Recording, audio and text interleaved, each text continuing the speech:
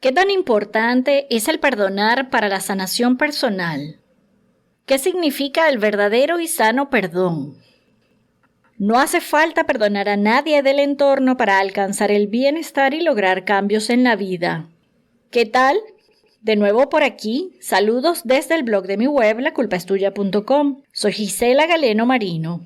Como te prometí, te traigo esta audioayuda para revisar la sobrevaloración del perdón.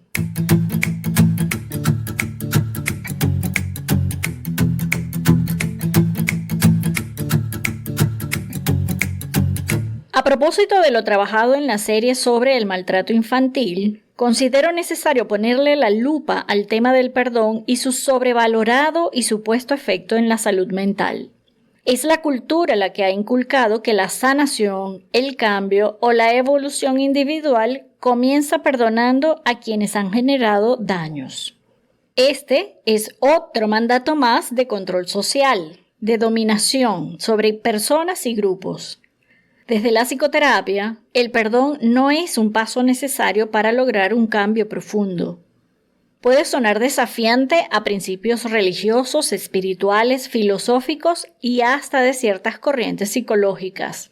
Para quienes trabajamos en el área de violencia, maltrato y trauma, la realidad en el consultorio es otra. Cuando una persona inicia psicoterapia proclamando que ya ha perdonado a su agresor, padre, hermano, jefe o quien sea que haya perpetrado daños de cualquier tipo, y le pregunto qué la trajo al sillón, responden con este tipo de frases. Es que creo que no perdoné lo suficiente porque me sigo sintiendo horrible. O debe ser que no perdone del todo porque no soporto a fulanita o a fulanito. Y también que no logran olvidar las acciones de su agresor o agresores, reconociendo que los problemas psicológicos se mantienen. La palabra perdón se compone de dos vocablos del latín, per, que significa dejar pasar, y don, que es regalo.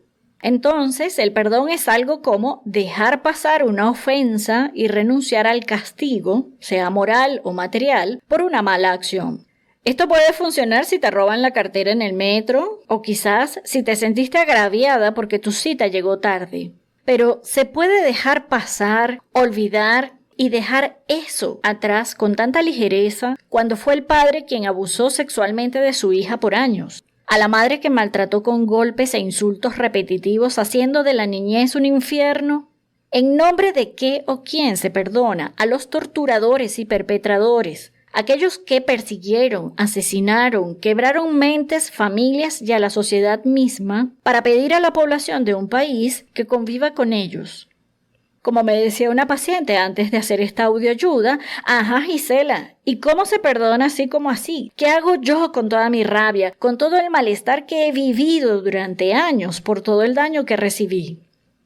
Cualquiera que responda con una frase estilo motivacional, es decir, debes perdonar desde el amor. Por supuesto que no es psicoterapeuta profesional de la salud mental. El perdón no es un atajo para saltarse pasos en el tratamiento psicológico. Es una trampa, ese mandato de perdona y olvida, porque parece que lo que se le pide a las víctimas es haz como si aquí no ha pasado nada. Perdonar es una decisión individual y libre. No es un acto de complacencia para los demás. No hay por qué perdonar, pero si es un deseo de la persona, este paso no se da al inicio. En todo caso, es hacia el final, pues el perdón en sí mismo requiere pasar por unas fases. La primera es la renuncia a la necesidad de venganza, lo cual es bastante común y esperado cuando se es víctima de actos violentos. Y la segunda, absolver de responsabilidad a la parte culpable.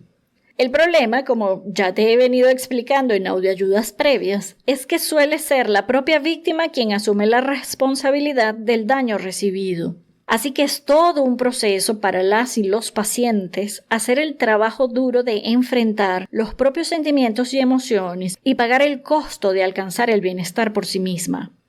En última instancia, más que perdonar, la resolución para alcanzar la paz interior anhelada pasa por elaborar en la terapia los intensos sentimientos de agravio y dolor experimentados y poner la responsabilidad en quien corresponde, y es en quien agrede, violenta o daña a otra persona, hasta que lo que se siente por el agresor deja de ser importante y la prioridad pasa a ser lo que se siente por sí misma o por sí mismo, por la propia vida y el futuro.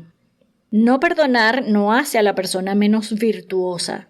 Si surge el perdón espontáneamente es maravilloso, pero si no, el trabajo es perdonarte a ti misma o a ti mismo por haber reaccionado para sobrevivir, por habértelas arreglado como mejor pudiste, por las limitaciones con las que has tenido que vivir en la adultez, por haberte expuesto a ser víctima sin quererlo, por ser niña, por el tiempo que ha tomado la sanación, en fin. Perdonarse a sí mismo es tenerse compasión para dirigir toda la atención y energía hacia la propia curación. Ese perdón es el esencial. Si vas a mi página web, laculpaestuya.com, encontrarás más audioayudas, otra información de interés sobre psicología y un servicio de profesionales que brinda psicoterapia online. Es tu responsabilidad aprender a perdonarte o seguirás sintiendo que la culpa es tuya.